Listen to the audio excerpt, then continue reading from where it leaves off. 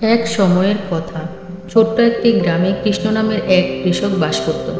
কৃষ্ণ ছিল খুবই গরিব। তার পরিবারের সদস্যরা সবসময় অভাবের মধ্যে দিন কাটাত। কিন্তু কৃষ্ণ কখনো হাল ছাড়ত না। সে দিনরাত পরিশ্রম করে তার ছোট্ট জমিতে ফসল ফলাত।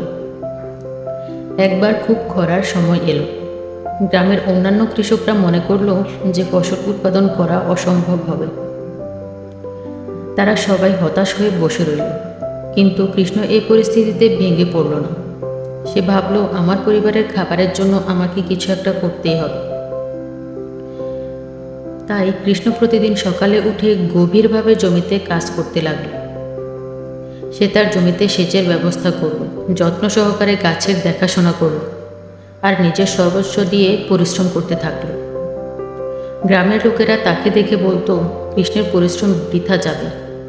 এই খরার মধ্যে ফসল হবে না, ফসল হওয়া সম্ভব না। কৃষ্ণ এসব কথায় কান না দিয়ে নিজের কাজ করে গেল। অনেকদিন পর খরার প্রভাব কিছুটা কমল। আশ্চর্যের বিষয় হলো, কৃষ্ণের জমিতে তখনও কিছু ফসল ছিল।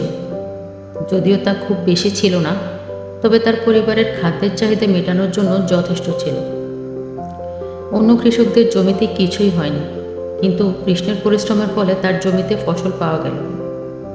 গ্রামের লোকেরা কৃষ্ণের পরিশ্রম ও অধ্যবসায় দেখে মুগ্ধ হল, এবং তারা বুঝতে পারল যে পরিশ্রম কখনো বৃথা যায় না।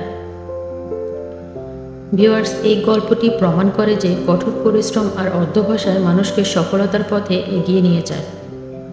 কঠিন পরিস্থিতিতেও হার না মানার মানসিকতা এবং পরিশ্রমের ফলাফল সবসময় মিষ্টি হয়। অধ্যবসায় ও পরিশ্রম মানুষকে সফলতার শীর্ষে পৌঁছে দেয়।